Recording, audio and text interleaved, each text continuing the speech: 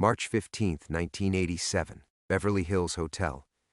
Vincent Torino had humiliated actors for 20 years, but tonight would be different.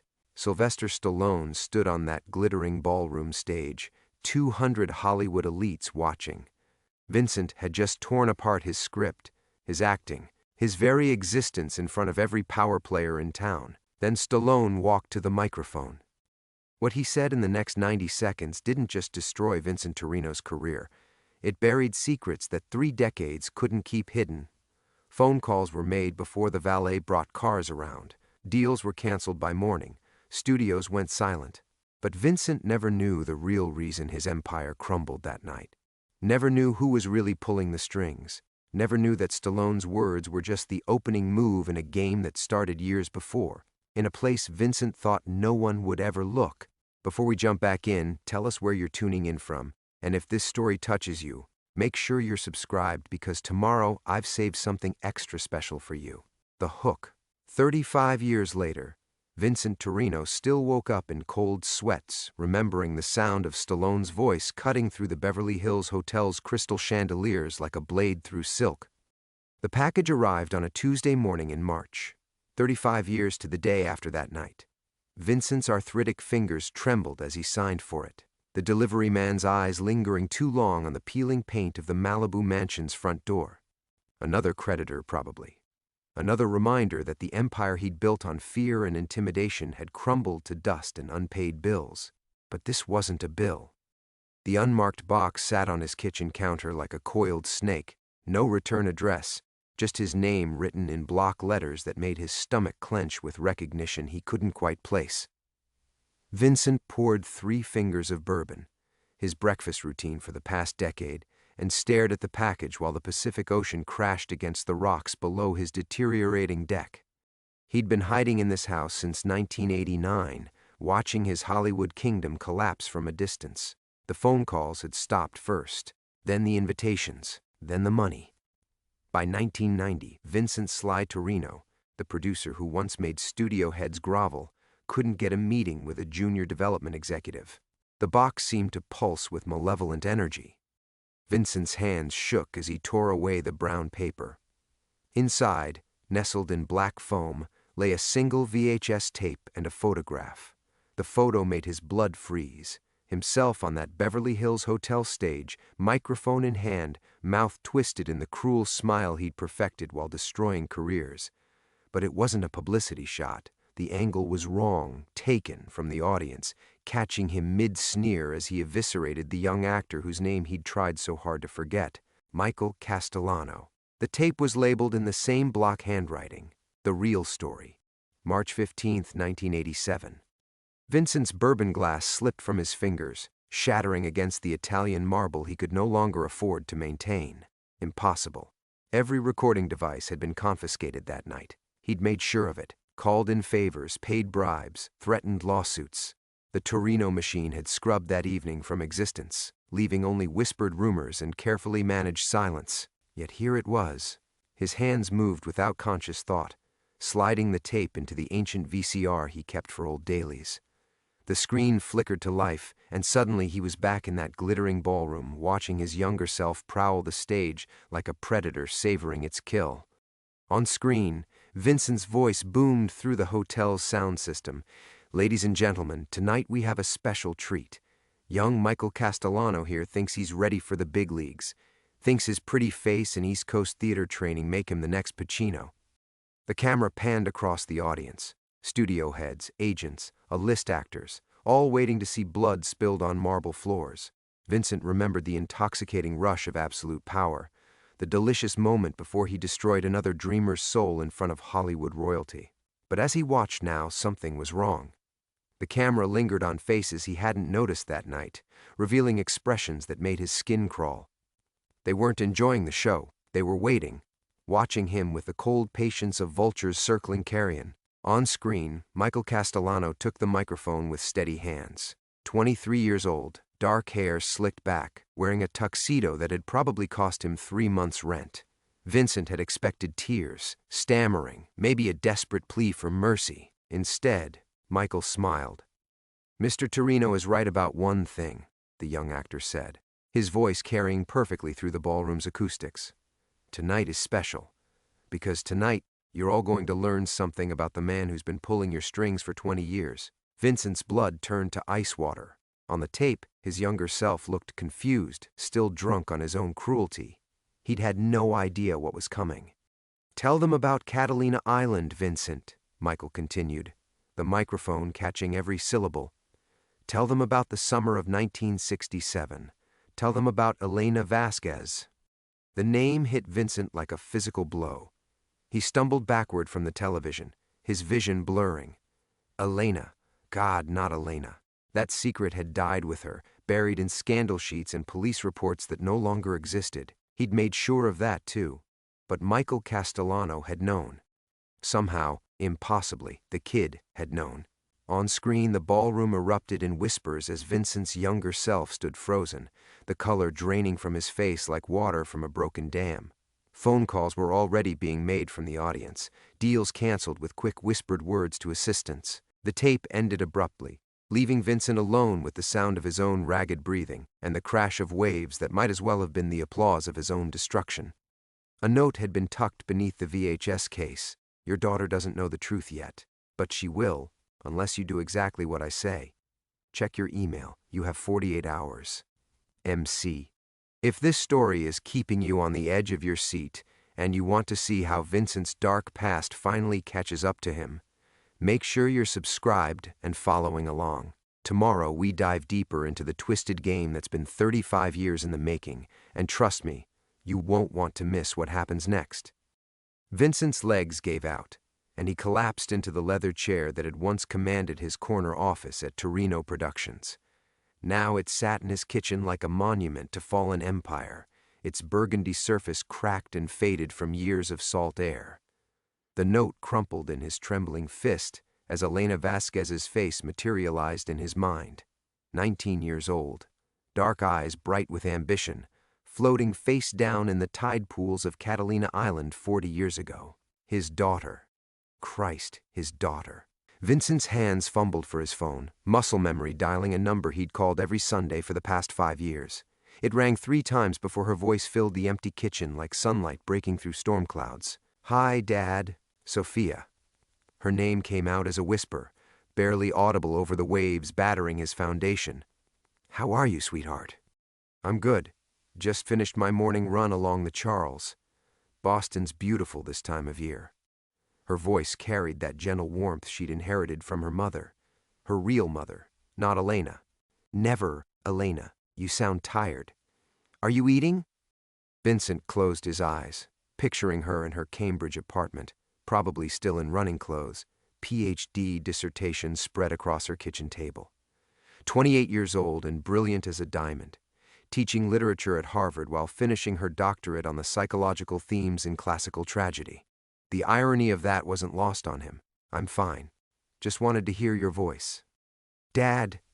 Her tone shifted, taking on the careful concern she'd learned to use with him over the years. "Are you drinking this early?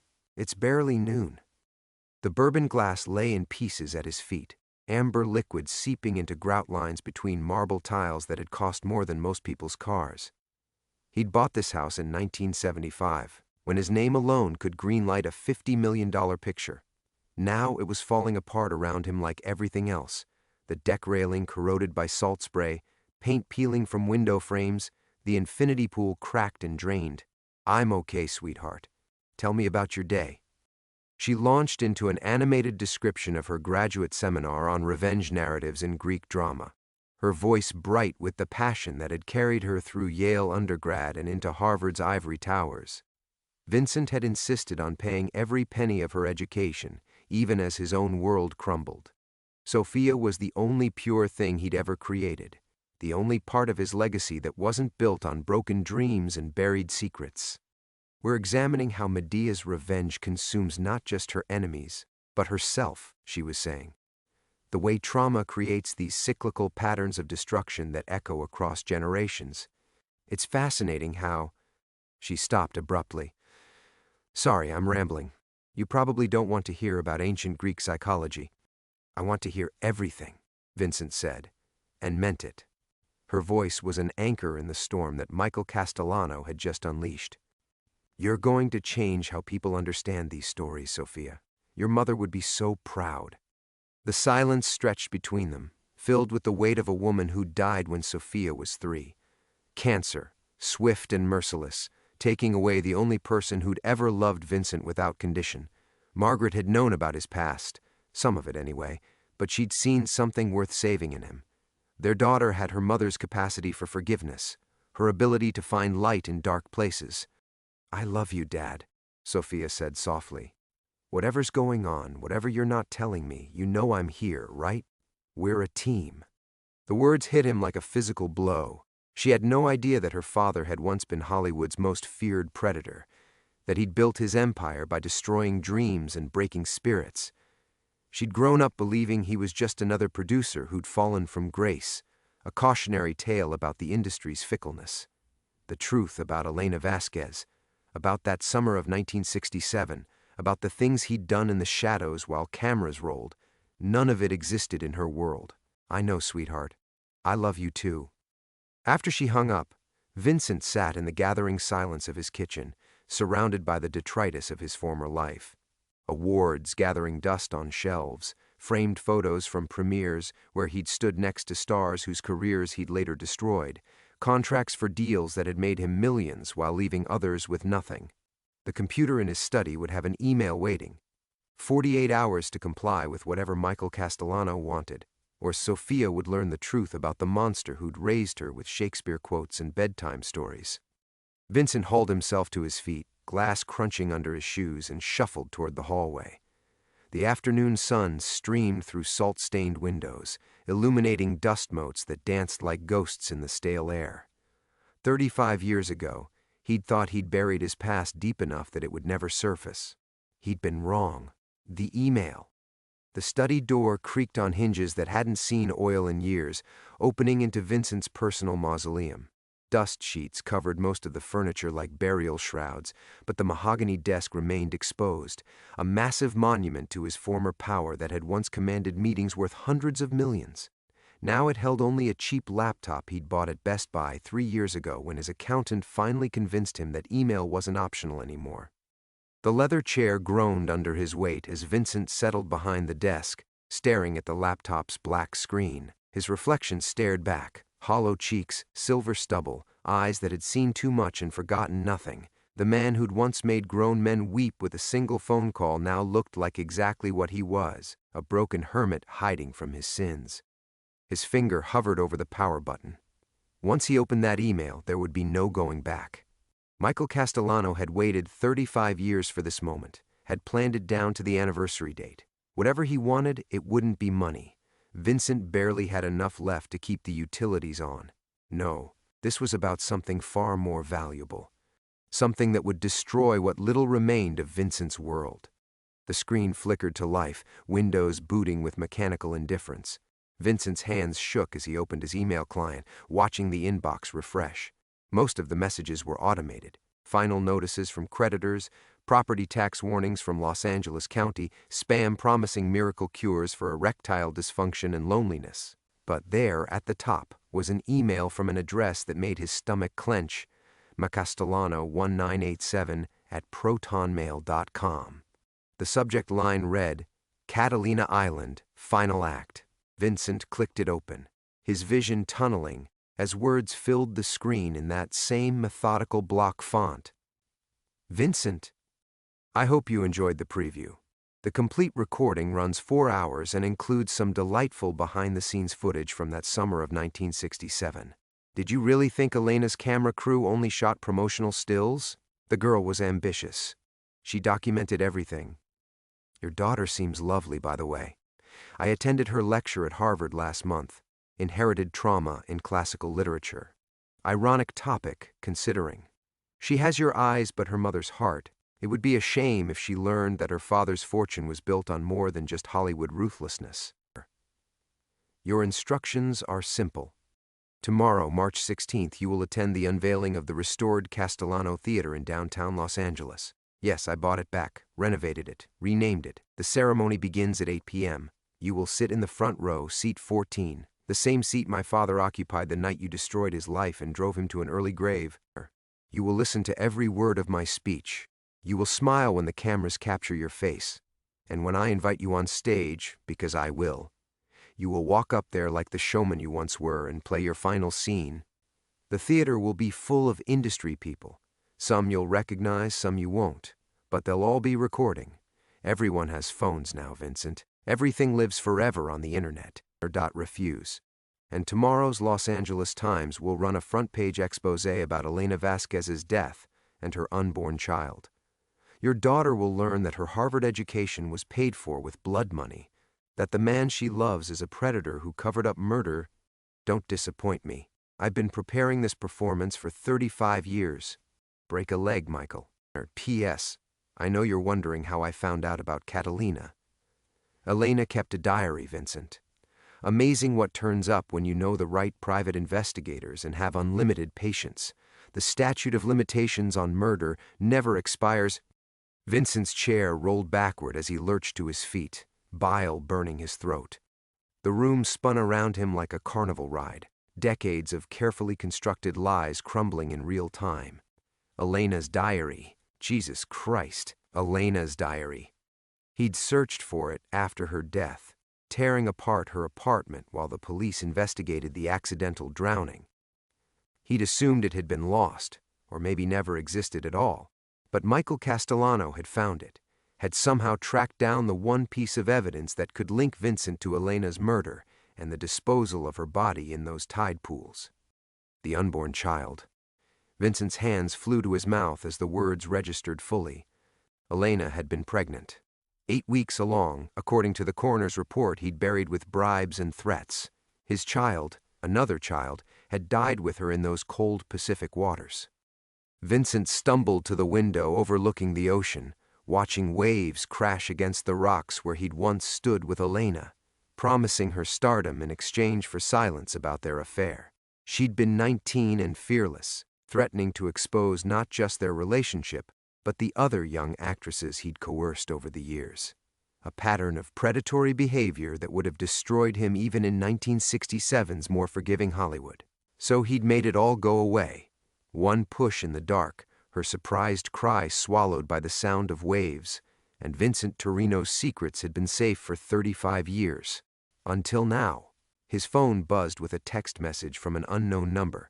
"See you tomorrow night, Vincent. Don't keep your audience waiting."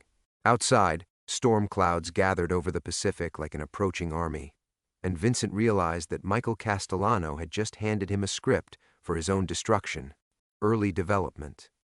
Vincent stared at his phone screen until the text message blurred into meaningless pixels. His first instinct was to hurl the device against the wall, watch it explode into 1,000 pieces like everything else in his life. Instead, he set it down with the careful precision of a man defusing a bomb. This wasn't happening, couldn't be happening. Michael Castellano was probably dead by now, overdosed in some fleabag motel or wasted away in obscurity like all the other dreams Vincent had crushed. That's what happened to broken actors. They disappeared into the shadows of strip mall theaters and dinner playhouses, their names forgotten by an industry that devoured fresh meat daily. But the Castellano Theater. Vincent's memory stirred like sediment in dark water. Antonio Castellano had owned that place, a beautiful Art Deco palace downtown that had hosted legitimate theater when Hollywood still pretended to have class. The old man had been so proud of it, had brought his son Michael there every weekend to watch rehearsals and dream of spotlights. Vincent reached for his laptop again, fingers moving automatically to Google. The search results made his stomach drop through the floor. There it was in pristine digital clarity. Historic Castellano Theater restoration complete after $15 million investment. The article was dated 3 months ago, complete with photos of a gleaming marquee and a quote from the mysterious new owner about honoring the dreams that built this place. $15 million. Vincent's entire net worth at his peak hadn't reached half that amount. Whoever Michael Castellano had become, he'd found resources that dwarfed anything Vincent had ever commanded. The laptop snapped shut with a sound like breaking bones. Vincent needed help, real help, the kind that required calling in favors he'd spent decades avoiding. His phone buzzed again. Not a text this time, but an actual call from a number that made his blood freeze. The display showed only a name, Marty Goldstein, ICM. Vincent hadn't spoken to his former agent in 15 years. Not since Marty had quietly dropped him after the offers stopped coming. But Marty knew everyone, had survived 4 decades in Hollywood by never forgetting anything and never burning bridges completely. If anyone could tell him about Michael Castellano's resurrection, it would be Marty. Vincent? Marty's voice sounded older, careful. Jesus, I thought you were dead. Not yet. Vincent tried for his old charm, the easy confidence that had once made studio heads return his calls within minutes. It came out hollow and desperate. Marty, I need to ask you about someone. Michael Castellano. Ring any bells? The silence stretched so long, Vincent wondered if the call had dropped. When Marty finally spoke, his voice had changed completely, tight with something that might have been fear. Why are you asking about him? Just curious. Heard he was back in town, thought maybe... Vincent, listen to me very carefully. Marty's words came fast, urgent. Whatever business you think you have with Michael Castellano, walk away. Right now. Pack a bag and drive to Mexico if you have to, but stay away from that man. The fear in Marty's voice was infectious, crawling under Vincent's skin like cold fingers. What are you talking about? He was nobody, a failed actor with daddy issues. That was 35 years ago. Marty's breathing was audible through the phone. You have no idea what he became after you destroyed him. The money, the connections, the people who owe him favors. He's not the kid you humiliated anymore, Vincent. He's something else entirely. Such as? Another pause, longer this time. I can't talk about this over the phone. Meet me at Musso's in an hour. Back booth, cash only, and Vincent, come alone. The line went dead, leaving Vincent staring at his phone like it had just grown fangs. Marty Goldstein had represented A-list talent for 4 decades, had negotiated deals with cartel money and Russian oligarchs. Nothing scared Marty. Nothing except Michael Castellano. Vincent's hands were shaking as he grabbed his keys from the kitchen counter, stepping carefully around the broken glass that glittered like diamonds in the afternoon light. Outside, his 15-year-old BMW coughed to life, the engine rattling with mechanical arthritis. The car had been a gift to himself after his last successful production, a small-budget thriller that had earned back its investment and nothing more. It was the final punctuation mark on a career that had once moved mountains. As he pulled out of his driveway, Vincent caught a glimpse of movement in his rearview mirror. A black sedan sat parked across the street, tinted windows reflecting the dying sun like dead eyes. It hadn't been there when he'd arrived home with Michael's package. The sedan followed him down Pacific Coast Highway, maintaining a careful distance that screamed professional surveillance. Vincent's hands gripped the steering wheel until his knuckles went white, muscle memory from 1,000 Hollywood chase scenes providing no comfort in the real thing. By the time he reached Hollywood Boulevard, 3 more cars had joined the convoy. Vincent Torino was no longer just hiding from his past. His past had found him, surrounded him, and was herding him toward a theater where his final performance waited. Middle development. Musso and Frank Grill squatted on Hollywood Boulevard like a time capsule from an era when the industry still had pretensions of dignity. Vincent pushed through the heavy wooden doors, inhaling the familiar cocktail of aged leather, cigarette ghosts, and broken dreams that had seasoned these walls for nearly a century. The hostess, a skeletal woman with surgical precision cheekbones, led him past booths where studio executives once carved up careers over martinis and handshake deals. Marty Goldstein sat hunched in the back corner booth like a gargoyle guarding secrets. 68 years old and wearing a $1,000 suit that couldn't hide the tremor in his hands, Marty had the haunted look of a man who'd spent too many years trading in other people's souls. 2 untouched martinis sat between them like peace offerings to ghosts. "You look like hell, Vincent." Marty's voice carried the rasp of 4 decades of Cuban cigars and whispered threats. "But I suppose that's what happens when you've been dead for 15 years. Vincent slid into the booth, noting how Marty's eyes kept darting toward the restaurant's entrance. The great Marty Goldstein, who'd once stared down Harvey Weinstein and made him blink, was terrified. "Tell me about Castellano. First, tell me why you want to know." Marty's fingers drummed against the table like a pianist warming up for a funeral dirge. Because if this is about what I think it's about, you're already dead. You just haven't stopped breathing yet. The words hit Vincent like ice water. Through the restaurant's windows, he could see the black sedan parked across the street, its occupants patient as vultures. He contacted me about the old days. Marty's face went gray as week-old newspaper. He reached for his martini with shaking hands, drained half of it in one desperate gulp. Jesus Christ, Vincent, what did you do to him? And don't give me some Hollywood bullshit about creative differences. I know you. I know what you were capable of back then. The truth sat between them like a loaded gun. Vincent had never told anyone about Elena Vasquez. Not Marty, not Margaret, not the expensive lawyers who'd made her death disappear into bureaucratic limbo. Some secrets were too toxic even for Hollywood's industrial-strength appetite for scandal. I destroyed his career, publicly, at the Beverly Hills Hotel in front of everyone who mattered. The words tasted like copper and regret. He was young, ambitious, thought he could threaten me. So you broke him. Marty nodded grimly. Classic Vincent Torino. But that's not why you're sitting here looking like a condemned man, is it? There's more. Vincent stared into his untouched martini, watching olive brine swirl like storm clouds. 35 years of silence, and now the dam was cracking. There was a girl, an actress. She died that same year. Marty went very still. The ambient noise of the restaurant, clinking glasses, hushed conversations, the rattle of ice in shakers, seemed to fade until only their breathing remained audible. When Marty spoke again, his voice was barely above a whisper. Elena Vasquez, the one who drowned off Catalina. The confirmation hit Vincent like a physical blow. If Marty knew, if Marty had always known, then others did too. The careful architecture of lies he'd built around Elena's death was crumbling in real time. How long have you known? I've suspected for 35 years. Knew for certain when Castellano started making moves 6 months ago. Marty leaned forward, his expensive cologne unable to mask the smell of fierce sweat. You have no idea what you're dealing with, Vincent. After you destroyed him, he disappeared for 2 years, completely off the grid. When he surfaced again, he wasn't an actor anymore. What was he? A problem solver, for people with more money than God and fewer scruples than Satan. Marty's voice dropped even lower. Oil executives who needed environmental activists to stop asking questions. Tech billionaires with inconvenient whistleblowers.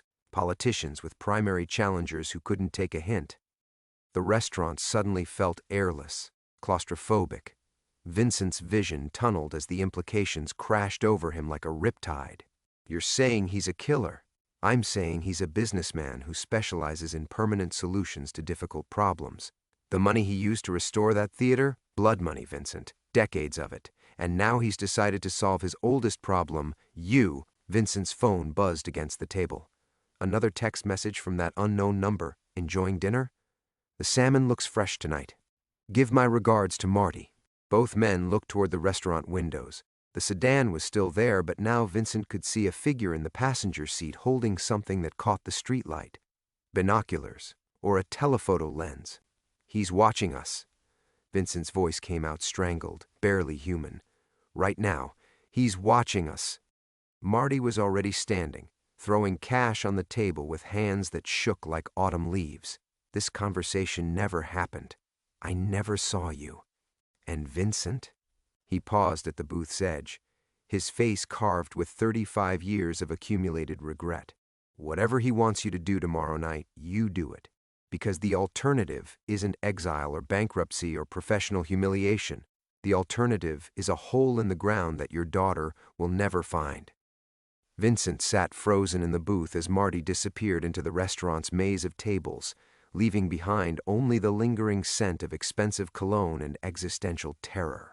The text message glowed on his phone screen like a malignant star. Give my regards to Marty. How had Michael known they were meeting? How had he known about the salmon special, about this specific booth, about conversations that should have been impossible to overhear from across the street? The answer crept up Vincent's spine like ice water. The phone, his own goddamn phone. With shaking fingers, he powered down the device, but the damage was already done. Every call, every location, every desperate Google search, Michael had been listening to all of it. For how long? Days? Weeks? The thought of those invisible ears cataloging his decline, recording his pathetic attempts at damage control, made Vincent's skin crawl with phantom insects. But that wasn't the revelation that shattered his world. That came when he replayed Marty's words, "I've suspected for 35 years. Knew for certain when Castellano started making moves 6 months ago. 6 months ago." Vincent's mind raced backward through the calendar like a film reel in reverse. 6 months ago, Margaret had died. His ex-wife, his daughter's mother, the one person who'd known about Elena Vasquez and kept the secret buried deeper than Jimmy Hoffa. Margaret had been dying of pancreatic cancer for 3 months before Vincent even learned about it. Christina had called him from Mass General, her voice raw with grief and accusation. "She's asking for you, Dad. I don't know why, but she wants to see you before." He'd driven through the night from Los Angeles to Boston, arriving at the hospital to find Margaret reduced to a skeleton wrapped in hospital gowns. But her eyes, those intelligent gray eyes that had once seen through every lie he'd ever told, were still sharp as surgical steel. "Vincent." Her voice was barely a whisper, but it cut through the beeping machines an antiseptic stench with laser precision. "I need to tell you something. About Elena." His blood had frozen in his veins. They'd never spoken Elena's name aloud, not in 23 years of marriage, not during the divorce proceedings, not even when Christina asked about her half-siblings she'd never know. It was their shared cancer, metastasizing in silence. "Don't." He'd glanced toward the hallway where Christina waited with her laptop, grading papers to cope with her mother's approaching death. "She doesn't need to know." "She already knows." Margaret's laugh was like breaking glass. "Do you think I could live with you for 23 years and not see the guilt eating you alive? Every time you looked at Christina, every birthday party, every graduation, you were seeing the child you killed." The words had hit him like a sledgehammer. Elena's unborn baby, 8 weeks along, according to the coroner's report he'd tried so hard to forget. "How long have you known?" "Since our honeymoon." Margaret's monitors had started beeping faster, her heart rate spiking with ancient fury. "You talked in your sleep, Vincent.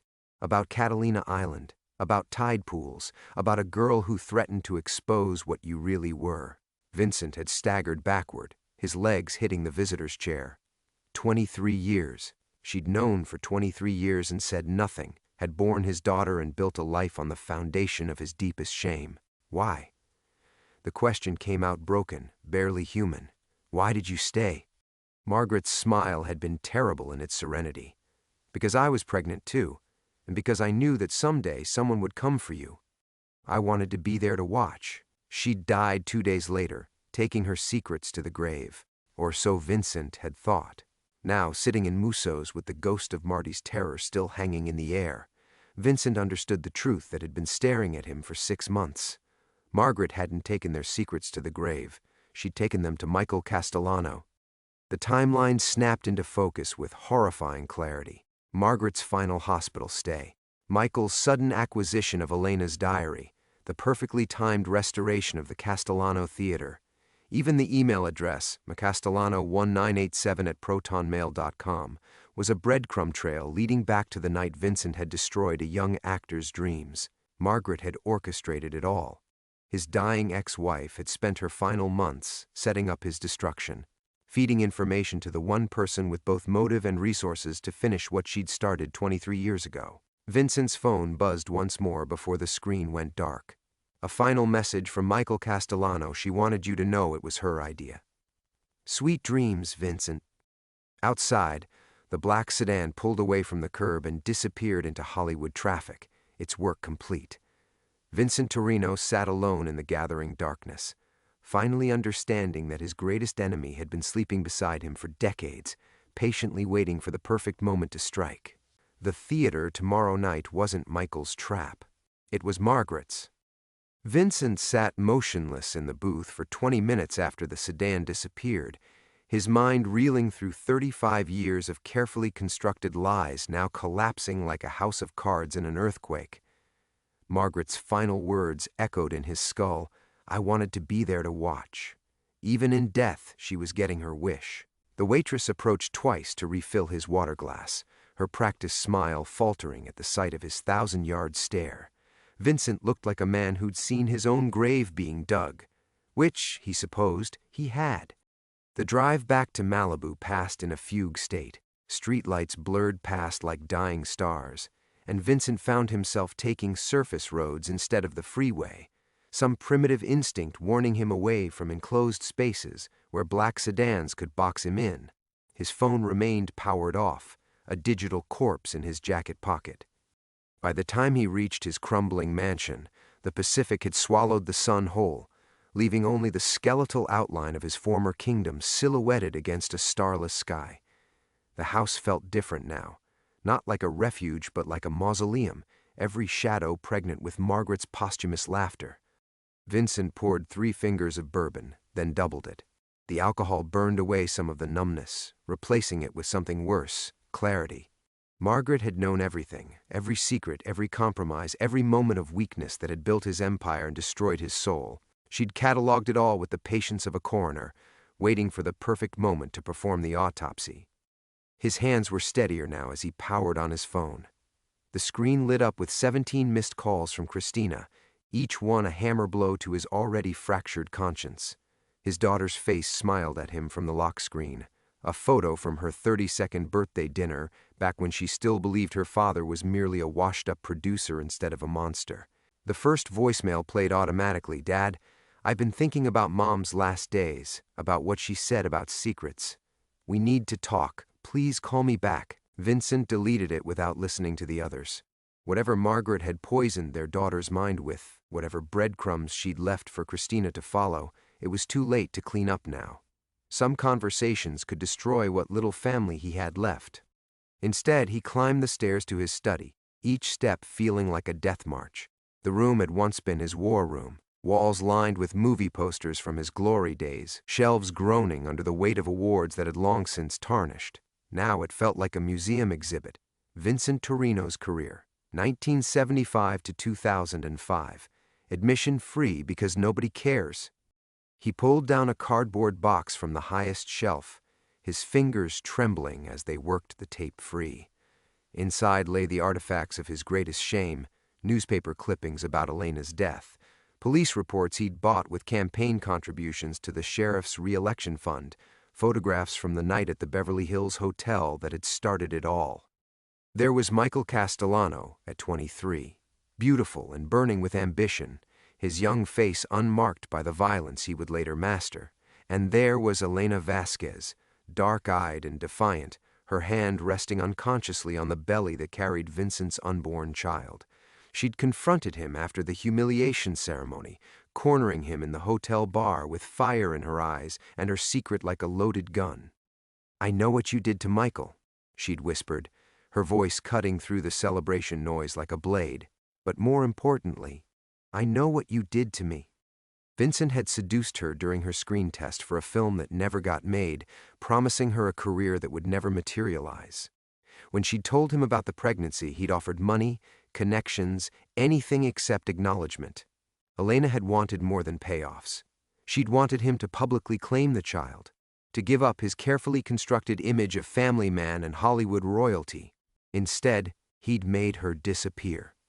Now, staring at photographs of the dead, Vincent finally understood the architecture of his destruction. Margaret had contacted Michael, not out of vengeance, but out of mathematics. She'd calculated exactly how much pain was required to balance 35 years of moral debt. The theater tomorrow night wasn't just a trap, it was an equation. His phone buzzed with a new message: "Tomorrow, 8 p.m., Castellano Theater. Come alone, come ready to confess. Christina will be watching." Vincent's blood turned to antifreeze. His daughter would be there to witness his final humiliation, just as Margaret had planned from her deathbed. The symmetry was perfect. He'd destroyed Michael in front of an audience. Now Michael would return the favor with the only witness whose opinion still mattered. The bourbon bottle was empty now, but Vincent felt more sober than he had in decades. Tomorrow night, Vincent Torino's story would finally end where it began, in a theater, before an audience, with the truth burning everything to ash. Margaret had indeed orchestrated the perfect finale. Vincent just prayed his daughter would survive the flames. Vincent stared at the phone screen until the words blurred into meaningless pixels. Christina will be watching. The final piece of Margaret's posthumous chess game, played with surgical precision across decades. His daughter, innocent, brilliant Christina, who still believed her father had merely fallen from grace rather than clawed his way to hell, would witness the complete excavation of his rotted soul. The study felt smaller now, the walls pressing inward like a collapsing star. Vincent walked to the window overlooking the Pacific, watching waves crash against the rocks below with the relentless rhythm of approaching judgment. How many times had he stood here over the years, congratulating himself on his escape from consequence? How many nights had he convinced himself that Elena's death was an accident, that the pregnancy was just bad timing, that destroying Michael Castellano was simply business? All lies. Even in the darkness, especially in the darkness, he could see Elena's face reflected in the glass, young, defiant, demanding the acknowledgement he'd never given. She'd threatened to go public at the worst possible moment, just as he was negotiating the deal that would make him Hollywood royalty. The merger with Paramount, the multi-picture contracts, the respect that had always eluded him, all of it hanging by a thread that a pregnant actress could cut with a single press conference. So he'd cut her first. Not with his own hands. Vincent had always been too sophisticated for such crude solutions. Instead, he'd used Elena's ambition against her, promising a private audition on his yacht off Catalina Island. She'd come alone, desperate enough to believe that pregnancy might actually strengthen her negotiating position rather than destroy it. They'd talked for hours as the boat drifted into deeper waters, Vincent feeding her lies about European co-productions and career opportunities that would accommodate motherhood. When she'd finally understood the truth, that he would never acknowledge the child, never leave his wife, never risk his carefully constructed empire for love or honor or basic human decency, Elena had threatened to swim to shore rather than accept another ride back to harbor with him. Vincent had let her try. The water was cold that night, the currents treacherous, and Elena Vasquez had been a girl from East LA who'd learned to swim in public pools, not Pacific swells. He'd watched her struggle for perhaps 10 minutes before calling the Coast Guard, long enough to ensure their rescue efforts would recover only a body. The official story wrote itself. Ambitious young actress drowns in boating accident, no foul play suspected. The pregnancy never made it into the reports. Vincent's political connections had seen to that. Elena simply vanished into Hollywood's vast cemetery of broken dreams. Another cautionary tale about reaching too high too fast. But Michael Castellano had known Elena, had loved her, Vincent now realized, in the way only the young and doomed can love. When she died a month after his humiliation at the Beverly Hills Hotel, Michael must have done the mathematics that had taken Margaret years to complete. 2 lives destroyed, 2 careers buried. 2 people who'd threatened Vincent Torino's empire, both conveniently dead or disappeared. The phone rang, jarring Vincent from his reverie. Christina's name flashed on the screen like an accusation. His finger hovered over the decline button, but some masochistic impulse made him answer. "Dad?" Her voice sounded smaller than it had since childhood, frightened in a way that made his chest constrict. "I'm at Mom's house, going through her papers. I found something. We need to talk." The words hit him like ice water. "What did you find?" "Letters. Dozens of them.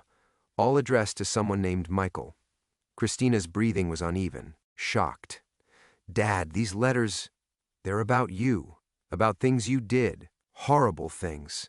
Vincent closed his eyes, feeling the last supports of his world crumble away. Margaret's insurance policy, her guarantee that the truth would surface even if her partnership with Michael somehow failed. "Christina, listen to me very carefully. There's one from last year. Mom was dying, and she was still writing to this man, still feeding him information about Elena Vasquez." His daughter's voice cracked on the name. "Who was Elena Vasquez, Dad? And why do these letters talk about her like she was my sister?" The question detonated in Vincent's skull like a depth charge. His vision grayed at the edges as 35 years of carefully constructed reality collapsed into rubble. Christina knew. Margaret had made sure she would know, had orchestrated the revelation with the same methodical precision she'd brought to every aspect of his destruction. "The theater," Vincent whispered, understanding flooding through him like poison. "You're going to be at the theater tomorrow night." He invited me. Michael Castellano said there was something I needed to see, something about Mom's final wishes. Christina's voice hardened with a resolve that sounded terrifyingly familiar. "I'm going, Dad, with or without you, but I think it would be better if we faced this together." The line went dead, leaving Vincent alone with the sound of waves and the weight of 3.5 decades of accumulated sin. Tomorrow night, in a theater named for his greatest victim, Vincent Torino would finally pay the bill that had been accumulating interest since 1987. Margaret had orchestrated the perfect finale. The only question now was whether anyone would survive the final curtain. Vincent sat in the darkness for hours after Christina's call, watching the ocean swallow the moon. The house creaked around him like an old ship taking on water, each sound a reminder of how isolated he'd become. By dawn, he'd made his decision, not about redemption, which seemed impossible now, but about dignity. If this was to be his final performance, he would face it standing up. The drive to the Castellano Theater took him through the heart of Hollywood, past landmarks of his former empire. The Chinese Theater where he'd attended countless premieres. The Roosevelt Hotel where he'd made deals that destroyed careers. Each familiar sight felt like a tombstone marking another death along his path to power. The city looked different in daylight, older, more tired, as if it too was ready for this long story to finally end. The theater stood restored to its 1930s glory, its Art Deco facade gleaming like a jewel among the strip malls and tourist traps. A small marquee announced tonight's showing, Truth in 3 Acts, a retrospective. Vincent parked across the street and watched early arrivals filter through the entrance. Industry veterans he recognized, journalists with recording equipment, and scattered civilians drawn by curiosity about Hollywood's most notorious reckoning. Christina arrived at 7:30, walking with the measured pace of someone approaching a funeral. She wore Margaret's pearls. Vincent recognized them from 20 feet away, and carried herself with the same steel-backed dignity her mother had possessed. When their eyes met across the street, Vincent saw not hatred but something worse. Disappointment so profound it had calcified into resignation. They approached each other like survivors of separate shipwrecks, each carrying salvage from their destroyed lives. "Did you really love her?" Christina asked without preamble. Her voice was steady, but Vincent caught the tremor underneath. "Elena, I mean. Or was she just another transaction?" The question cut deeper than expected. Vincent had spent 35 years convincing himself that Elena meant nothing, that her death was merely an unfortunate necessity. But standing here with his daughter, Elena's daughter too, he realized with crushing clarity, the lie finally crumbled. "I loved the idea of her," he said slowly. "Young, beautiful, talented, completely dependent on my approval.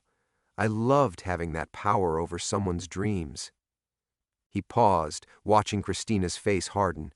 "That's not the same thing as love, is it?" "No," Christina said quietly. "It's not." They walked into the theater together, father and daughter united by the gravity of approaching truth. The interior had been transformed into something between a courtroom and a confessional. 3 large screens dominated the stage, while the audience sat in the dark like a jury waiting for evidence. Michael Castellano took the stage at exactly 8 o'clock. At 65, he moved with the controlled grace of a man who'd spent decades perfecting the art of patience. His hair was silver now, his face lined but still handsome in the way that suggested depth rather than mere surface beauty. "Good evening," he began, his voice carrying easily to the back rows. "Tonight we're going to watch 3 acts of a story that began in this very theater 35 years ago. A story about power, corruption, and the price of silence." The first screen flickered to life, showing grainy footage from the 1987 Beverly Hills Hotel event. Vincent watched his younger self orchestrate Michael's humiliation with the casual cruelty of a Roman emperor. The second screen displayed Elena's photographs, her screen tests, publicity shots, and finally her morgue photo, the beauty drained away by Pacific saltwater. The third screen remained dark until Michael spoke again. "Act 3 belongs to Margaret Torino," who spent 23 years documenting her husband's crimes while planning this moment. The final screen illuminated with pages of Margaret's handwriting, letters, diary entries, and detailed timelines connecting Vincent to Elena's death. Vincent felt the audience's attention focus on him like a laser.